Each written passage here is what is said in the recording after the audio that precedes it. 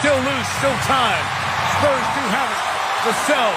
Wembanyama. I think he's going to go. From midcourt.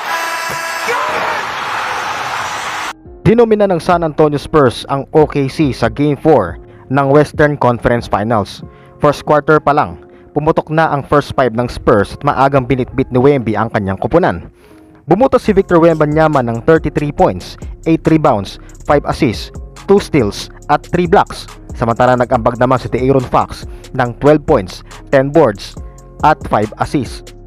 Tila bumaba ang boltahe ng Oklahoma sa Game 4 na kahit anong subok na sungkitin ang momentum ay hindi nito magawa dahil mas naraig ang kumpiyansa ng home team para pitasin ng Game 4. Bukod sa hindi naglaro si J-Dub at Mitchell para sa Oklahoma ay maraming factor kaya tumaob ang bangka ng OKC dito. Una, shooting collapse. Naka 33% lamang ang OKC sa field while 18% lang going 6 out of 33 sa parking lot. Bagay na nakakapanibago sa kanila. Pangalawa, turnover problem. Lumipat ang sumpa ng Spurs sa Thunder sa Game 4 mga ka-teammate with 20 turnovers. Bunga yan ng intensive defense ng San Antonio. Isa pa, na-control ng Spurs ang tempo sa buong game. Spurs had an 18-7 edge in fast break points and push the pace. Nakaraang video ay napag-usapan natin na malakas at talagang elite si SGA kapag half-court ang labanan. Pero this time around ay naging uncomfortable si SGA sa half-court. Higit sa lahat walang nag-show up sa OKC, specifically ang bench. Kaya ang Game 4 ay talagang dominated ng Spurs. Ang magandang ginawa ng Spurs dito ay inangkin ng Spurs ang pace at transition kaya hindi nakaka-setup ng depensa ang OKC kaya sila natibag ni Wemby at ni Castle. Isa pa, napakinabangan ng Spurs ang turnover ng Thunder at na-convert nito into 25 points na isa sa dahilan kaya natanggap na talaga ng OKC ang pagkatalo nito. Physicality and aggressiveness from tip-off. Sabi nga ni SGA, they just punch us in our face early. Well, kitang-kita ang pisikalan sa first quarter pa lang. Dahil doon, hindi nakakuha ng rhythm ang Oklahoma. Kita nyo naman, ang daming reklamo ni SGA sa Game 4. Ang missing lang sa Spurs at hinahanapan ko ng spark ay itong si Julian Champagnie. Playing 29 minutes at umambag lamang ng 2 points. Ang sama ng shooting mula sa Game 1 hanggang Game 4 with 0 out of 5. Kailangan kasi ang serbisyo nito, lalo na sa pagkakataong hirap si Wemby at kapag salty from Rainbow Arc si Devin Vassell at De'Aaron Fox.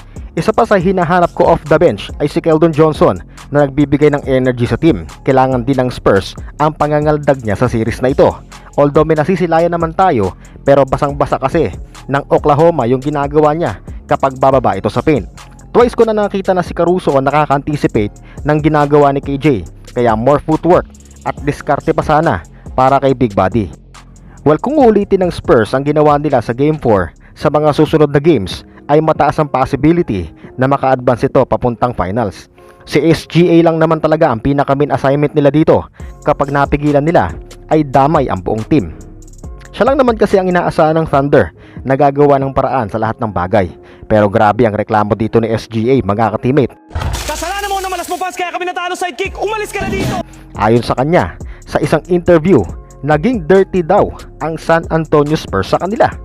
Buwelta pa niya ay ayos lang daw. Babawi daw sila sa Game 5. Well, anong bawi kaya yun? Bukang babawi ng dirty place. Naku po. Dagdag pa niya, hindi daw tumatawag ng foul ang mga referee. Pero sa isang pagkakataon, hangin lang ang tumama kay SGA. Pero tinawagan pa rin si Fox ng foul. Anyway, sa kabila ng domination ay nakita naman natin na hindi kampante ang Spurs dito.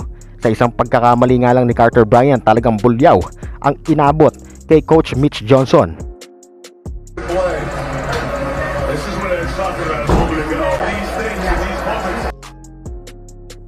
Konti na lang iiyak na ang bata natin mga ka-teammate. Actually, hindi niya dapat ikalugmok ang pananabon ni Coach Mitch Johnson. Meron lang talaga itong nakikitang potensyal. Kaya umabot sa ganito ang pagtuturo ni Coach Mitch. Well, naalala ko dito si Coach Pop sa pagiging vocal, strict at well-disciplined. Kaya nagkaroon ng positibong resulta sa liga. Kaya it's good sign mga ka-teammate, mahaba pa ang tatakbuhin ng Silver and Black. Trust Mitch Johnson sa game plan at diskarte para sa team.